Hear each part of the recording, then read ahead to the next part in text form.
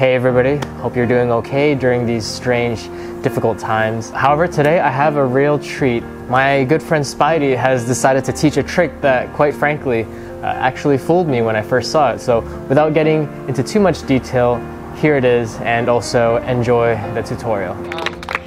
Before we start this, I want you to see that all the cards are different, right? 52 cards, all different. Remember your name? Chloe. Chloe. Grab the cards, Chloe, give them a mix. Do you know how to mix cards? No. Well, try your best. You might learn something today. That looks great. As I go through these cards, I want you to just think in your mind of any card that you see. You've mixed them, so I don't know where any of the cards are. So as I show them to you like this, Chloe, just think of any card that you see. Don't say anything when you have it, just as I go through. Do you have one yet? Mm-hmm. You have one that you're thinking of? Okay, don't say a word, don't tell me what it is, don't tell anybody what it is. I'll cut them into the deck so I don't even know what the options were. Focus on that card for me.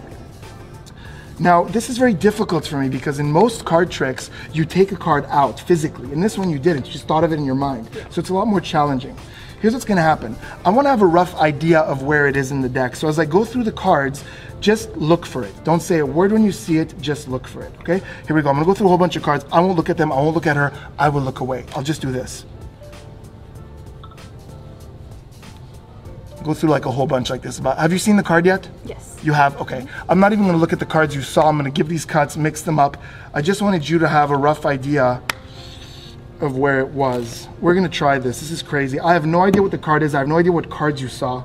Focus on your card. Here we go. And guys, think about this. She's only thinking of the card. I'm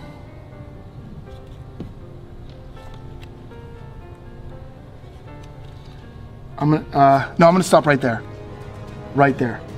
Chloe, you're the only person in the world who knows this. In a loud, clear voice, tell everyone the card that you were just thinking of. 10 of hearts. 10 of hearts. Yes. This is crazy. I don't even know what that next card is. No. I have no idea if this worked. 10 of hearts? Yes.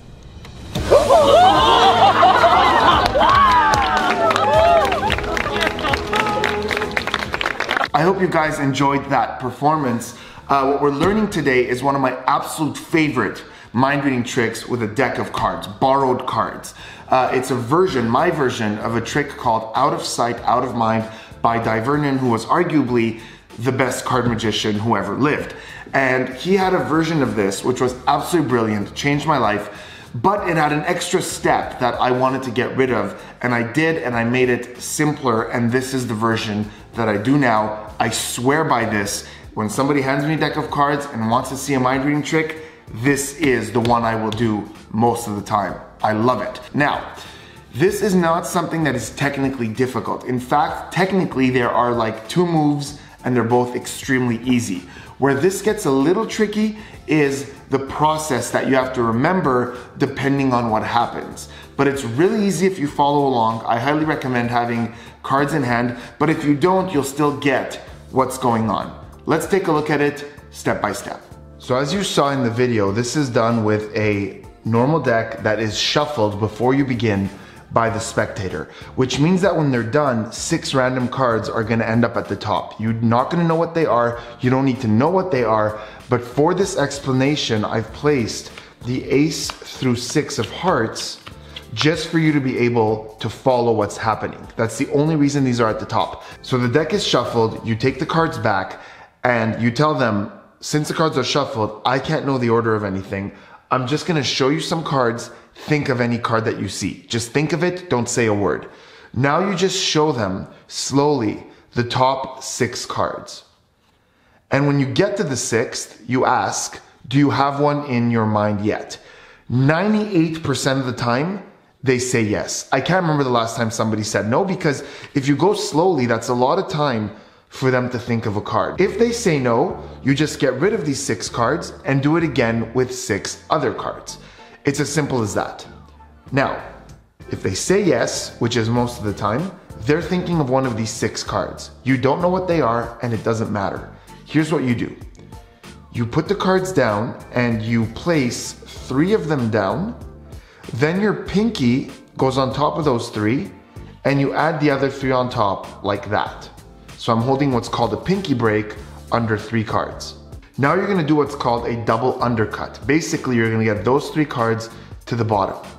Your thumb is gonna come over, your right thumb, hold that opening, like this. You're gonna grab half the cards from the bottom here, cut them to the top, then bring all the rest to the top. And what you've done with that process is you've put the 3, the 2, and the 1, basically the first 3 options at the bottom. Again, it wouldn't be these 3, just 3 of the cards they could be thinking of are now at the bottom. You hold the cards like this, so that just kind of looked like you showed them some cards and then mixed them into the deck, so you can't possibly know what they're thinking of. Now you need to add 1 random card to the bottom of the deck. Here's how I do that. I say, now I want you to think about this. Most card tricks have you take a card out, but you didn't. You just thought of one. So in saying that, I just grabbed a random card and put it at the bottom. Before we go on, let's see the situation. At the bottom you have a random card. Then you have, in this case, the ace, the 2, and the 3, or 3 of the cards they could have chosen. Then you have the rest of the deck, and then at the top you have the 3 other cards they could have chosen. Make sure you can get to this point pretty easily. Now that the cards are in that order, and they don't know, they just think they thought of a card and you mixed it in. You could do some fake shuffles or fake cuts if you know how. At this point, you need to find any reason to show them the deck. Any reason at all. Now in the video, I said something like, I just want you to see where the card is. It doesn't even make any sense. I don't even know why I said that. I had some sort of brain fart. Usually I say this, I go, to really build a strong image in your mind, I just want you to see that card one more time. But you could find any reason to do this. But here's what you're gonna do. You're gonna turn the cards over and you're gonna go through them. And to them, it's just gonna look like you're showing them some of the cards, but here's what you're doing actually. In your mind, you're counting 1, 2, 3, 4, 5, 6, 7. You're pinching 7 cards down just like this. There's no real technique here, just holding that bunch. And then you're spreading to about half the deck, like that. And you're asking the most important question of this trick. You're asking them, did you see your card yet? Now the answer to that question is gonna determine where you go from here. I'm gonna cover both options separately. So let's assume at this point you've asked, have you seen your card yet? And they say yes. Well, they don't know this, but you know that their card is either the 2nd, the 3rd, or the 4th. Here's what you do. You've held that spot after the 7th card. You cut there, you place these cards on top, like this, and now, because you did that, because you held that 7th card and now you brought it to the top, you know for a fact that their card is either the 4th, the 5th, or the 6th. 1, 2, 3, 4, 5, or 6. That has to be their card because they said they saw it. Now let's go back to what you would do if they say they haven't seen their card. So you went 1, 2, 3, 4, 5, 6, 7. You kept going like this. You said, have you seen your card? They say no. Now you know that their card is one of the top 3. Now you don't show them that.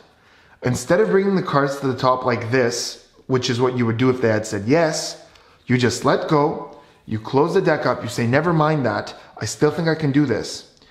With your thumb, you peel 3 cards off, 1, 2, 3, and you throw them on top. And you turn the deck like this. And that's super casual. Now, once again, their cards are in the 4th, 5th, or 6th position. 1, 2, 3, 4, 5, and 6.